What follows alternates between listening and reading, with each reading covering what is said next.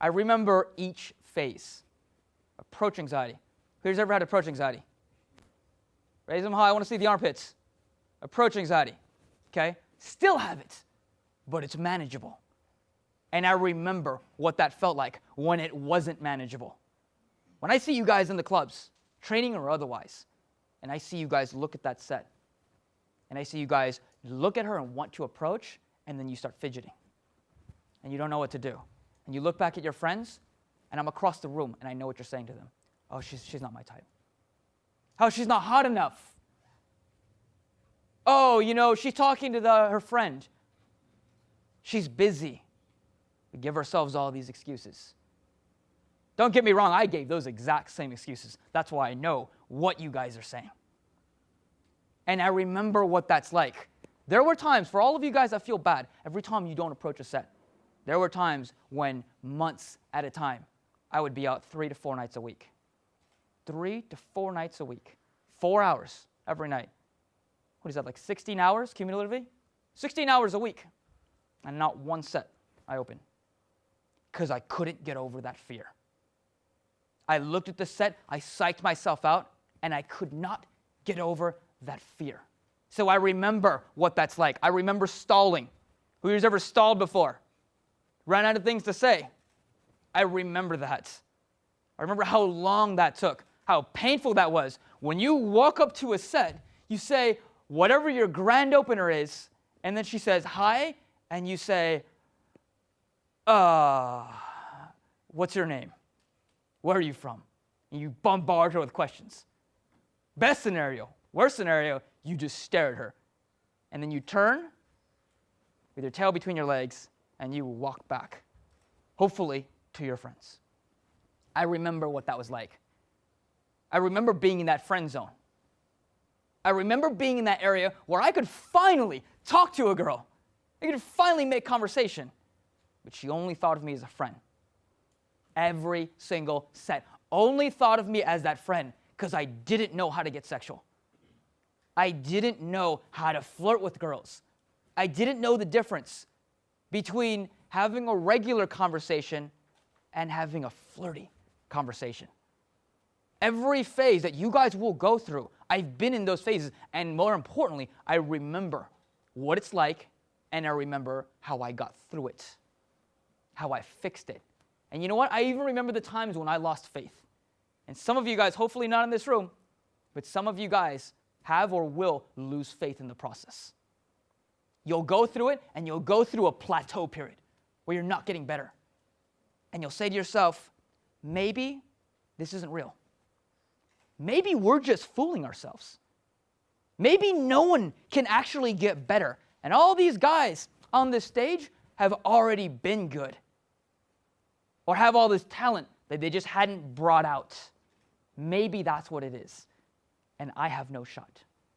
I remember that. I remember losing faith multiple times. Remember, this is back before there even was a 21 convention. This is back before there was the game. There weren't a whole lot of role models out there. And there certainly weren't any Asian role models. And we all thought in the back of our head, the thing that everyone thought but no one wanted to say was, what if? What if this is all a sham? What if the community was all a bunch of scam artists just trying to take my money? You can't actually get good. I remember what that felt like. I remember going through those things. I remember those thoughts running through my head. I remember dreaming about pickup. Has anyone ever dreamt about pickup? A few of you guys, I dreamt about pickup. But the bad thing is I didn't dream about epic pickups. I didn't dream about grabbing girls. I dreamt about going into any social environment and just being able to get a kiss. Not every day, once, because it had been years since that ever happened. I wondered if it happened if I didn't even remember how to do it. That's how bad that got. Every step along the way, I remembered. I remembered thinking, I don't know if I will ever be able to choose who I want to date. If I will simply have to get out there enough times, and maybe this is how the gurus did it, they just get out there enough times until a girl that likes you, you just escalate on her. Maybe that's how and there's been plenty of books on exactly how to do that. Maybe that's game, which is great if you're 6 foot tall and a good-looking white guy. Not so great, 5'4" and Asian. I remember all of those things, but I kept at it. Every time I lost faith, I looked back 6 months ago, and I said, where was I 6 months ago? If I've improved in the last 6 months, then I'm going somewhere. And that might be slow, but it's steady. And I kept at it. And I had that faith. And you know what? I'm not a religious guy, and I don't have faith in a lot of things, but I put my faith in this. And I kept at it. And someone once said something that really resonated with me. They said, anything worth being good at is worth being bad at until you get good. Write that down. Anything worth being good at is worth being bad at until you get good. I eventually found mentors, and I found coaches, many of whom have spoken at this event, many of whom have guided me along the way, some of whom are in this room. And I found those guys, and they changed everything for me. Now, yes, it took a lot of work on my part. It wasn't an instant gimme, but they changed things. They showed me what was possible. They expanded that reality. And the first thing I did is I kicked myself. I kicked myself because in every area of my life, I have invested in myself. And all of a sudden, it came to pickup.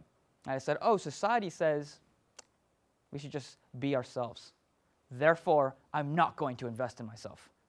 I'm just going to be myself, and I hope that that works with maybe some tactics sprinkled on top.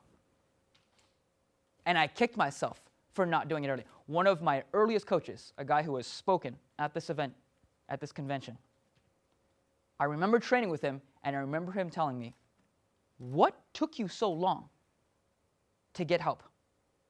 You're not getting the results you want. You're getting some results, and that's awesome. But what took so long? It took 18 months. 18 months of grinding through the trenches. And I said, I wanted to get over my approach anxiety first. I wanted to get over certain things first before I went and took training. And he said, that's admirable, because you did do that to some extent, and you got some results to some extent. He said, the problem is you now have 18 months of bad habits. You now have 18 months of unlearning before you can actually learn more. Today, my students get better way faster than I did. Every successive generation of students gets better faster than the previous ones. That's because of these advancements and because guys like you are here. Guys like you are investing in yourself, and I applaud you guys for that. A lot of guys think that once you become a coach, it's all over. Now, honestly, if I could go to pickup seminars today, I would, but nobody will let me. Okay, all the legal, nobody will let me. But what I do go to are public speaking seminars, marketing boot camps, sales boot camps on how to connect with people, boot camps on how to coach, boot camps on how to connect with your students so that you can make a difference.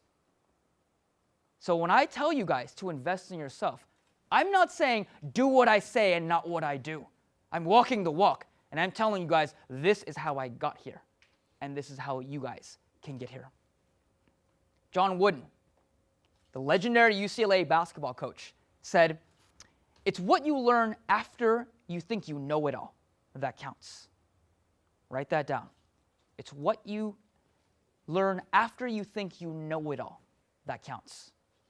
I read that quote every day because it is printed out and it is taped to my mirror in the bathroom. So that despite being a coach, despite being a speaker, I continue to learn. Today, I still consider myself a student. I am still on that journey. I'm just a little bit further ahead. I still break through those waypoints. I still push through those sticking points. Gentlemen, goals are not finish lines. Goals are waypoints. Remember that. You achieve a goal, and then you move on to the next goal. And if there's one thing that separates me from pretty much any coach out there, it's that I remember all of these things. I I remember every piece of this journey, what it took to get here, and more importantly, what it will take for you all to get here. And that's precisely why I'm standing in front of you today. Because I'm here to talk about your journey. In an area where almost everybody fails, everyone who even tries this, statistically, will fail.